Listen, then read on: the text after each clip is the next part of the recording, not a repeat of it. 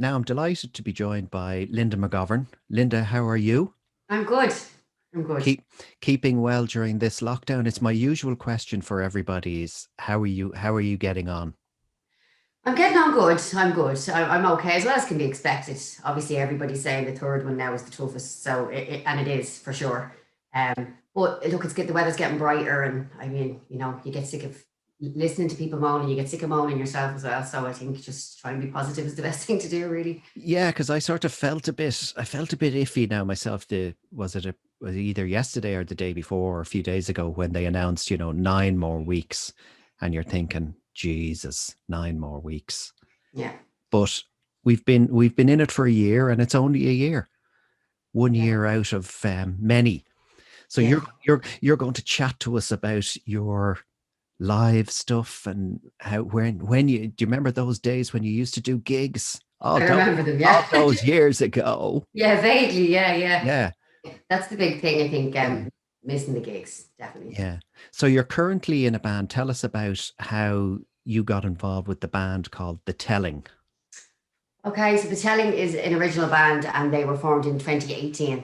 So there was basically there's four lads and myself. I joined January 2019, and it's kind of pop rock, I'd say. Kind of Mm, that's what you'd call it, kind of pop rock. yeah. Um, I wanted to get back into writing. I'd stopped writing. I did a bit when I was quite young, and then I got a real job and kind of it worked away. I kind of didn't. I didn't do too much of the writing myself, but it was always something that kept me in it to get back into. So I said I'll get with a band because the band will push me to write. Because there'll be because if it's just myself, it always gets put on the back burner. And I don't Mm, prioritize my own stuff. So yeah, so we got together. We did our first gig in was it October of 2019, mm. and so then where were we? January we did another gig in January, and then sure March. I think we got to do one in March, and then everything locked down. So we've only to date done. We've been together 2 years, but to date we've only done four gigs. And was the first one the sold out debut in the Soundhouse? Downtown, yeah, that was it. Yeah, And that must have been like for going back that far, going back doing a sold out show. Like you were probably maybe just delighted to put a show on, but to sell out the show yeah. must have been fantastic. It was absolutely brilliant. It was really, really strange though because I've sang in cover bands for years. It was really strange to and very nerve wracking actually. Like I'm singing in bands now 20 years, but I like that you get an immediate reaction when they know songs, and that's what I Mm, used to singing at weddings and stuff. You get an immediate reaction, and it was really, really kind of nerve wracking. And I wouldn't normally be nervous, but it was really nerve wracking for me because I know no one would know the songs, so that was mm. strange. But it went down well, and by the end of it, I was absolutely thrilled. And we did have them dancing and singing along, so I was absolutely thrilled by the end of it. And is there a huge difference? I suppose there is. I mean, stupid question, but we'll ask it anyway. There obviously is a huge difference between covers and your own stuff. Yeah, And definitely. you're obviously much more protective of your own stuff. Yeah, yeah, it is. It is a strange one, like I said, because like, you get the immediate feedback, and then it's really strange then when you're kind of waiting and you're looking.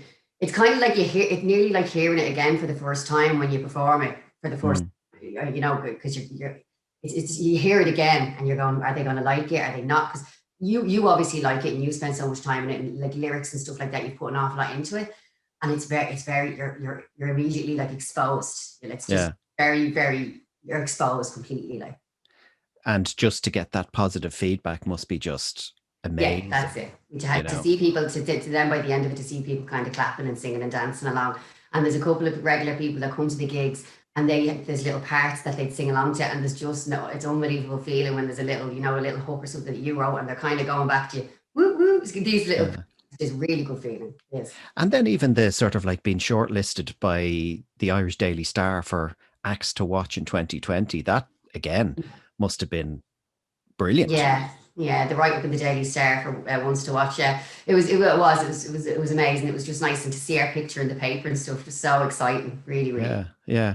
And then you released the single Wolf that was Yeah. released in October. Can you tell us a bit about that? The Yeah, we released the Wolf in October, kind of Halloween theme, because obviously the Wolf, and we wanted to put together a little video.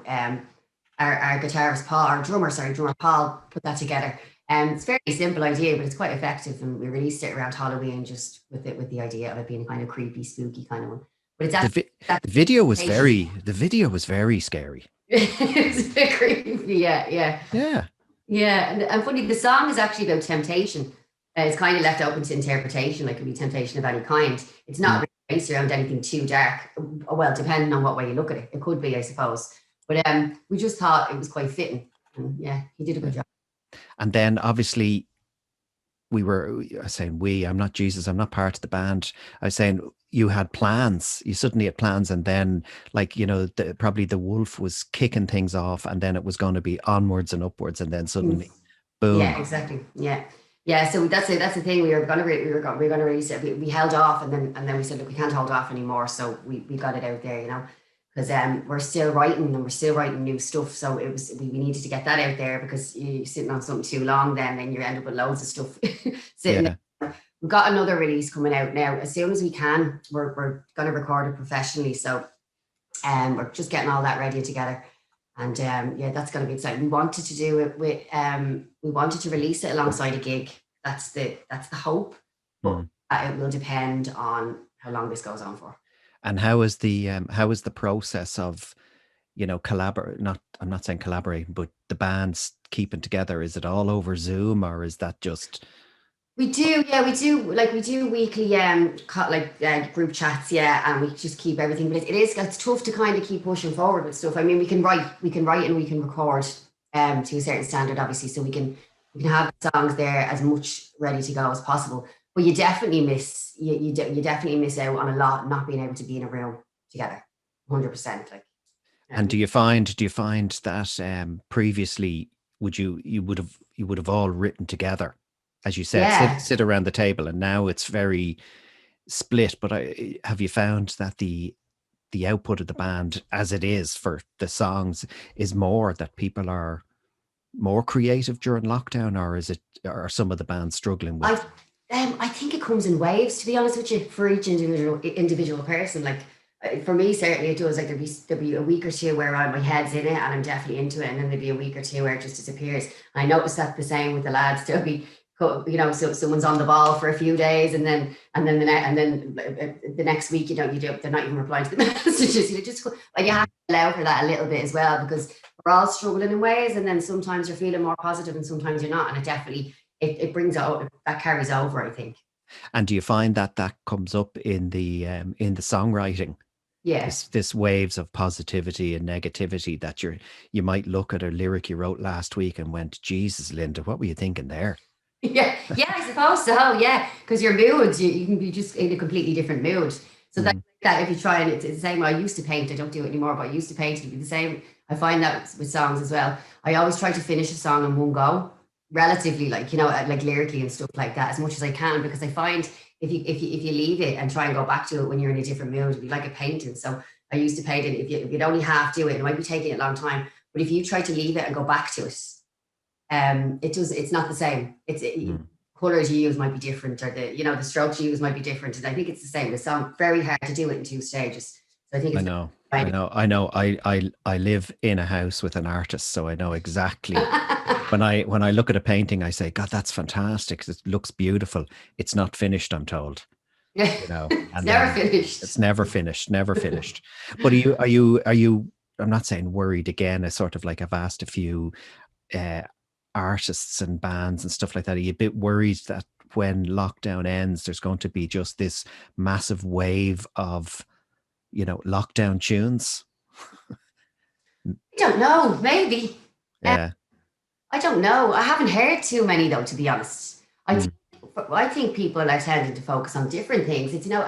Although it's a massive thing, the lockdown, I think, like for me, it's certainly given me time to do different things that I maybe wanted to do and stuff like that. So I think there is positives to be had for it. Mm.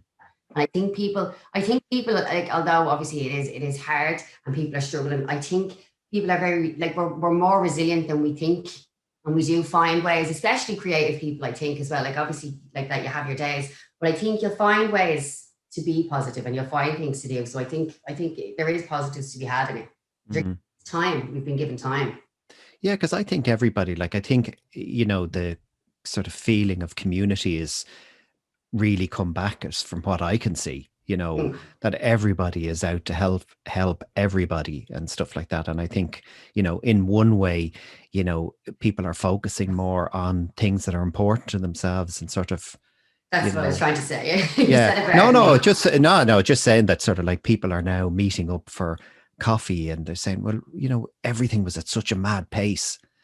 Whereas now we've Exactly. had to slow down and we've had to just look at what's more important. And Exactly. it's family, it's friends, it's connections.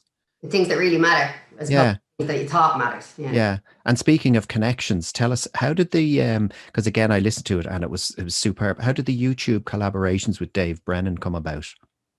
Oh yeah. So I was in a band with Dave called Jelly Bean for a short period of time.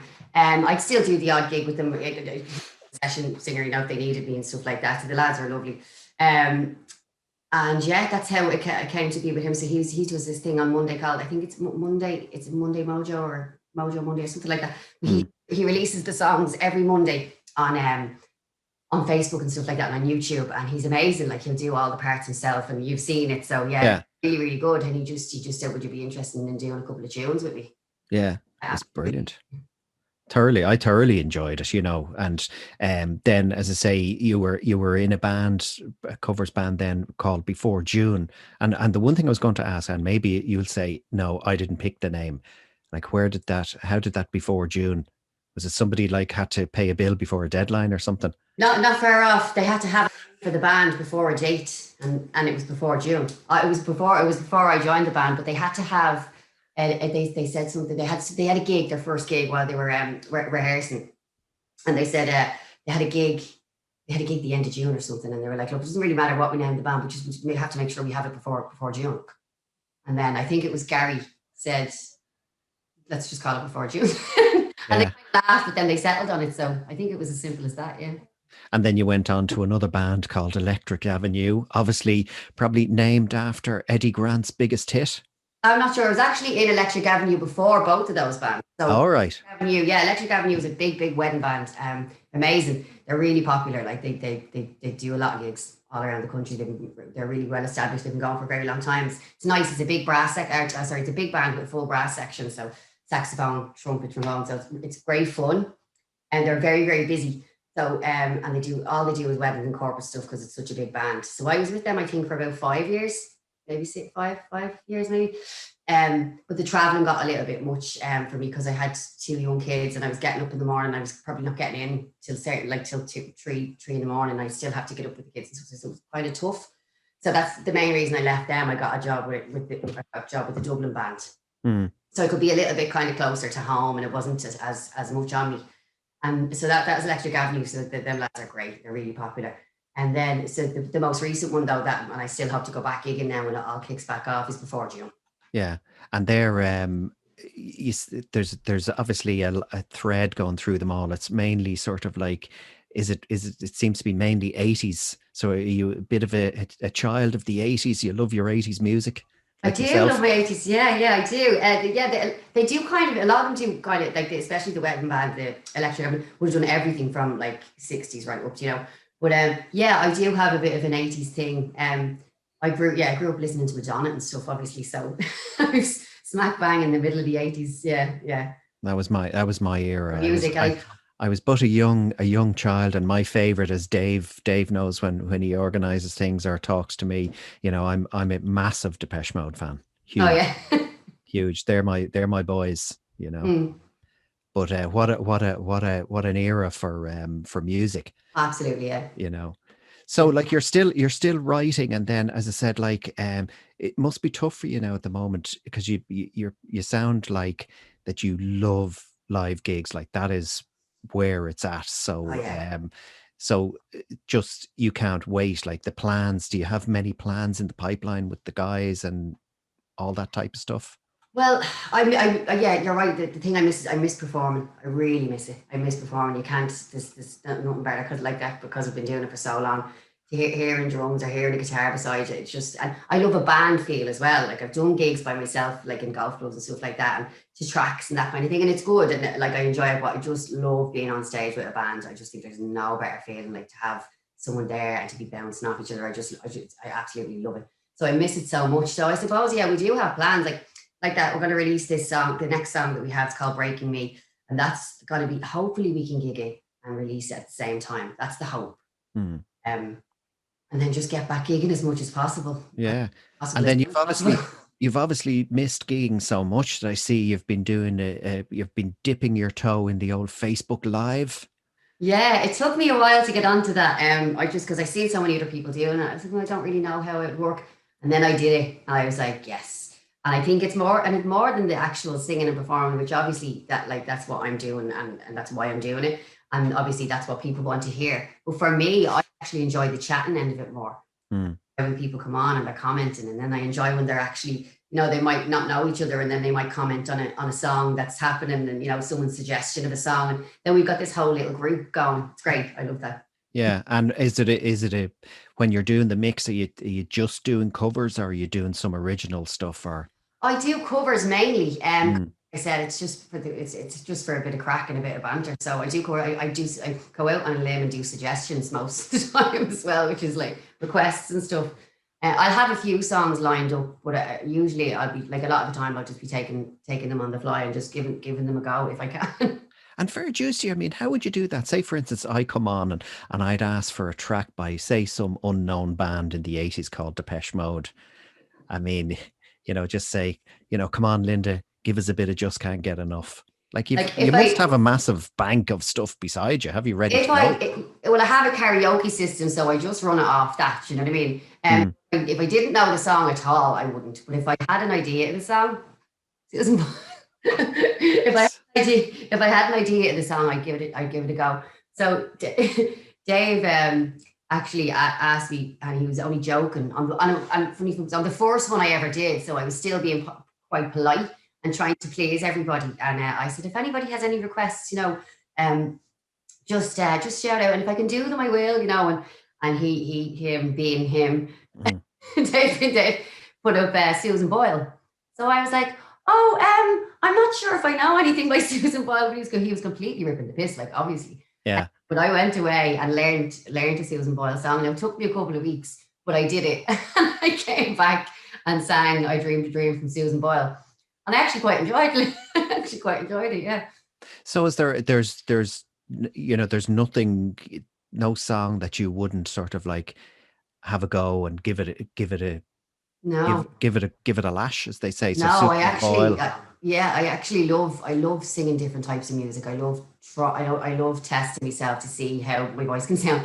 I sometimes I sing like in impressions even. So I'll do like a really, really country. I used to live in Tenerife, and I did karaoke compare when I was in Tenerife. And sometimes I used to work 6 nights a week. Sometimes the bar would be quiet and I'd be quite bored and stuff like that. So I'd literally be just like, I'd be doing impressions. Like, so one song I'd do Cher, like, and as well as I could in Cher's voice. And the next one might be like Tammy Wynette, country, and put on a really, really over thing. We just have a laugh in the bar. And it was just to test my voice and see how far it could go one way and how far it can go the other way.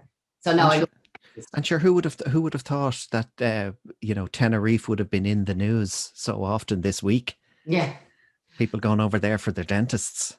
Yes. Yeah. Yeah, it's great. I can't wait to get back for a visit, to be honest. I love it. I miss it. Well, I'd say there's so much. I mean, like being the sort of creative person, as you say, different in a way for me, being sort of like having an office job. I'm still going, but like for you, it got to be tough not being able to perform, as you said, live, hearing the clinking of glasses and bottles and all that type of stuff. It just can't come quick enough.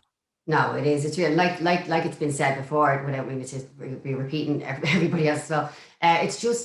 It's like the third one definitely has been tough, because in the beginning I was like, okay, it was a bit of a novelty for everybody as well. I think, oh look, but the second one then, and now the third one, like that with the weather and stuff like that. But you're kind of, I'm like, right, I actually, because I gigged for so long, I actually enjoyed the little break and having weekends and stuff like that, for a little while.